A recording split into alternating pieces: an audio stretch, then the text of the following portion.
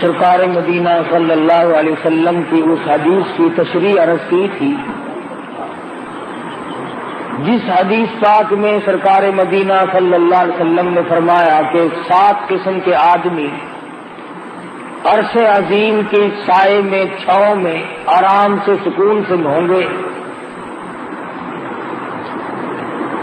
ان میں سے ایک چیز یہ بھی تھی، ان 7 آدمیوں میں سے ایک وہ بھی ہے کہ صدقہ اور خیرات اس طرح پہ کرے کہ دائیں ہاتھ سے دے تو بائیں کو پتہ نہ چلے. قرآن کریم نے دونوں چیزوں کی طرف صراحتاً وضاحت فرمائی ہے. ان تبدوا الصدقات فنعما ہی وَإِن تُخْفُوهَا وَتُؤْتُوهَا الْفُقَرَاءَ فَهُوَ خَيْرٌ لَكُمْ. فرمایا اگر تم صدقہ اور خیرات چھپا کر دو تو تمہارے لیے زیادہ بہتر ہے، اور اگر اعلانیہ دو تو تمہارے لیے پھر بھی بہتر ہے. چھپا کر دینے میں مصلحت یہ ہے کہ دوسروں کو پتہ نہ چلے. اللہ پاک اس عبادت سے بے انتہا خوش ہوتے ہیں جو صرف اللہ کو پتہ چلے.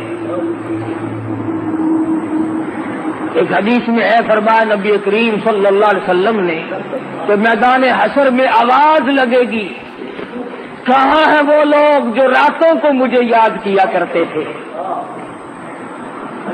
اعلان کیا جائے گا، آؤ نور والے ممبروں پہ بیٹھ جاؤ، تم اندھیروں میں مجھے یاد کیا کرتے تھے، آج نورانی ممبروں پہ بیٹھ جاؤ. ایک اور حدیث میں ہے، فرمایا نبی کریم صلی اللہ علیہ وسلم نے کہ جب آدمی چھپا کر کے کوئی عبادت کرتا ہے، مخفی عبادت کرتا ہے اور اللہ تعالیٰ سے اس کی قبولیت کی امید رکھتا ہے تو خداوند کریم اس سے بہت راضی ہوتے ہیں. الذین ينفقون اموالهم باللیل والنہار سرا وعلانیۃ فلہم اجرہم عند ربہم. دونوں چیزیں صاف ہیں. میری راہ میں جو خرچ کرنے والے لوگ ہیں وہ دن میں کریں یا رات میں کریں، وہ اعلانیہ کریں یا چھپا کر کے کریں، بہرحال اللہ پاک کے نبی نے ارشاد فرمایا صلی اللہ علیہ وسلم نے کہ اللہ کو وہ بندہ زیادہ محبوب ہے، وہ بندہ زیادہ پسند ہے جو چھپا کر کے صدقہ کرے، کسی کو پتہ نہ چلے. اس میں ایک فائدہ یہ ہے کہ آدمی ریاکاری سے بچ جاتا ہے، اور ریاکاری بہت بڑی بیماری ہے. اندازہ لگایا ہوگا آدمی جب اللہ کے نام پہ کچھ دیتا ہے تو یہ امید کرتا ہے کہ جس کو میں نے دیا وہ آگے سے یوں کہے جزاک اللہ جزاک اللہ، واہ جی واہ واہ جی واہ، بہت بڑے سخی آدمی ہیں. نفس اس بات کا انتظار کرتا ہے، اللہ تیرے بال بچوں میں برکت دے، اللہ تیری جان میں برکت عطا فرمائے، کارخانے میں برکت دے، دکان میں برکت دے. کان سننے کے لیے منتظر ہوتا ہے کہ یہ لفظ اس کے منہ سے نکلے جس کو میں نے خیرات دی ہے، حالانکہ اس کی زبان کے بجائے اگر اس کا دل بولے گا تو وہ زیادہ اللہ کے یہاں پسندیدہ ہے. مولانا محمد قاسم صاحب نانوتوی رحمۃ اللہ علیہ فرماتے ہیں کہ گرمیوں میں کسی کو ٹھنڈا پانی پلاؤ، تجھے کہنے کی ضرورت ہی نہیں پڑے گی کہ میرے لیے دعا کر دو، اس کی اکڑیاں بول اٹھیں گی خدا تیرا بھلا کرے، اس کا انگ انگ بول اٹھتا ہے. پیاسے کو پانی ملے گا، اس کی اکڑیاں دعائیں دیں گی. بھوکے کو روٹی ملے گی، اس کی اکڑیاں دعائیں دیں گی. ننگے کو کپڑا ملے گا، اس کا دل دعائیں دے گا.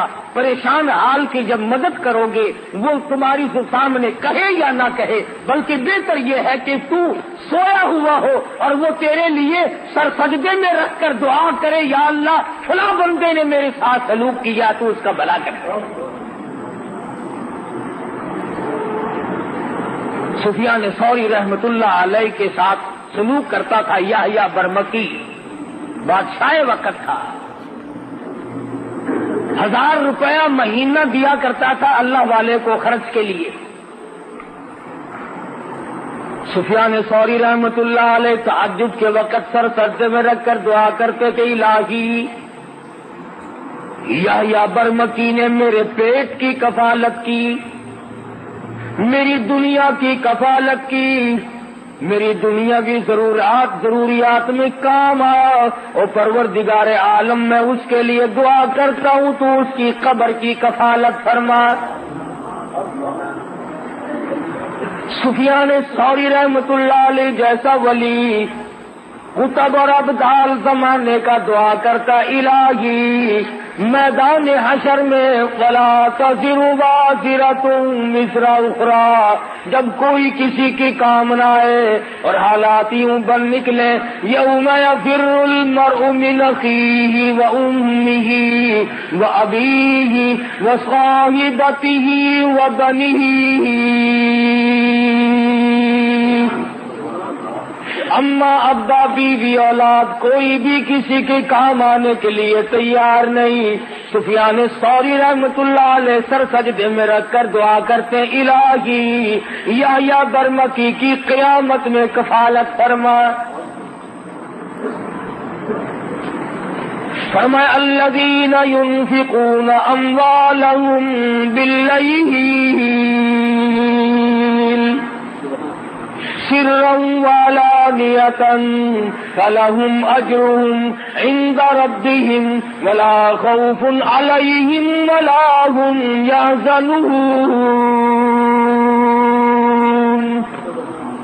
چھپا کر اللہ کے نام پہ خرچ کرو، اعلانیہ طور پر خرچ کرو، اللہ فرماتے ہیں اس کے لیے بہت بڑا اجر ہے، اور اس کو چاہیے کہ وہ اللہ کی ذات پر یقین کرے۔ مگر دوستو یہ سارے کا سارا معاملہ اپنے ہاتھ کے ساتھ لگا ہوا ہے۔ علماء کرام نے لکھا ہے کہ مدینے کا انصاری کھجوروں کی تجارت کرتا ہے، کھجور ہاتھ میں لیے ہوئے چل رہا ہے، آدھی کھجور کھا چکا ہے، آدھی باقی ہے۔ سائل نے سوال کر دیا، آدھی کھجور اس فقیر کو دے دی۔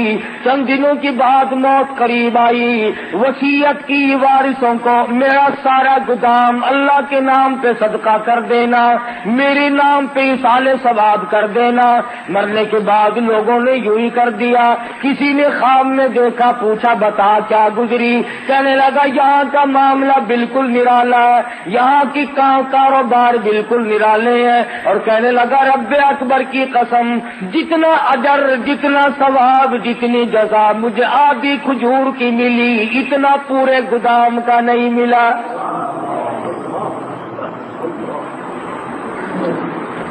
وہ میرے ہاتھ کی تھی، وہ میں نے اپنے ہاتھ سے دی تھی، اس میں کوئی ریا نہیں، اس میں کوئی دکھلاوا نہیں، اس میں کوئی ناموری نہیں تھی۔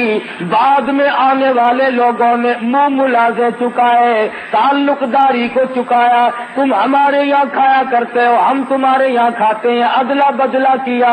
کہتا خام میں رب اکبر کی قسم مجھے پورے گودام میں سے کچھ نہ ملا۔ فرمایا الیس للانسان الا ما سعی، نہیں ملتا آدمی کو مگر اس کے ہاتھوں کی کرتوت۔ تو امام الانبیاء صلی اللہ علیہ وسلم کے ایک ایک فرمان کو کہاں تک آدمی بیان کرے گا، پوری دنیا اس میں سما سکتی ہے۔